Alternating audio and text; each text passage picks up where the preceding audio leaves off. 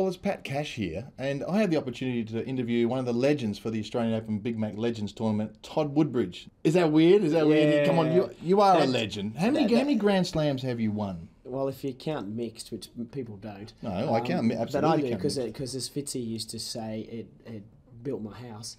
Exactly. What have I got? 22. 22? 16 men's and 6 mixed. You're known for your doubles, yeah, clearly, but you're a very good singles player as well. You're that gets 20? lost. I was top 20. It gets lost a little bit. I feel like I was sound. I played in a time where I felt serve really began to dominate, and I didn't have a very big serve. And I was often overpowered, and that was the one reason that on the doubles court I didn't feel like I was ever going to be overpowered, and I could create things and spaces and could use chips and lobs, where in the singles court I wasn't able to manage that as much. What is it that makes some of the greats the greats? Is it hard work, or is there more to it than that? I reckon the greats all continue to expand their repertoires.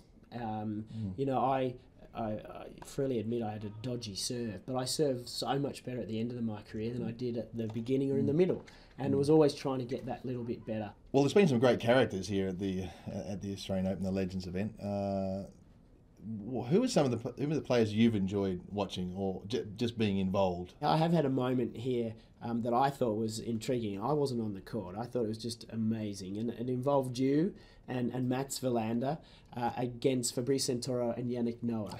Oh, yes. Where you'd brought out the ball kids to come play with you, which is always great. The crowd love that, and the ball kids love it as well. And for a moment, they just were off court, and somehow they managed to seconder some ball boys' uniforms and came back out dressed as them.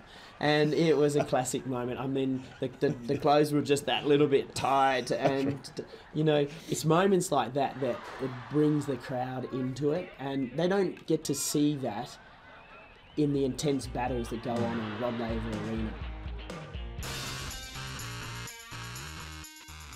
Nicola G, what is the most annoying trait about Mark? I think it's fair to say we don't have enough time for all of those traits, but maybe just one of the most annoying things about Mark Woodford. It's a catch-22 for that one, because Mark's annoying trait is also his greatest strength, and that's to be stubborn and refuse to accept things. So when you're playing a match either with him or against him, he has this ability to just stand there and return and look at you as if to say you're too good just then, but you might not be too good now.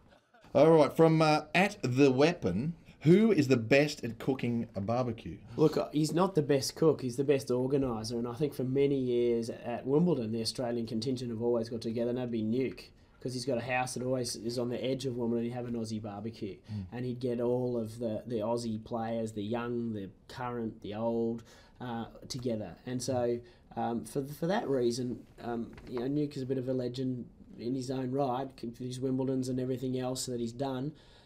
Horrible cook, but puts on a good event. What's your favourite moment here in the Australian Open? Well, look, it was the very first Grand Slam that Mark Woodford and I won, 1992. I still remember vividly on the centre court, match point. I actually had to serve it out, which was nerve-wracking. I hit a good serve. The ball flew, I think, wide. And I got a shot like this, the hands in the air, and I still have that photo at home. Yeah. And gosh, the moment you win a Grand Slam for the first time is like, heck, I've kind of made it. You're a legend then. Yeah, you become a legend.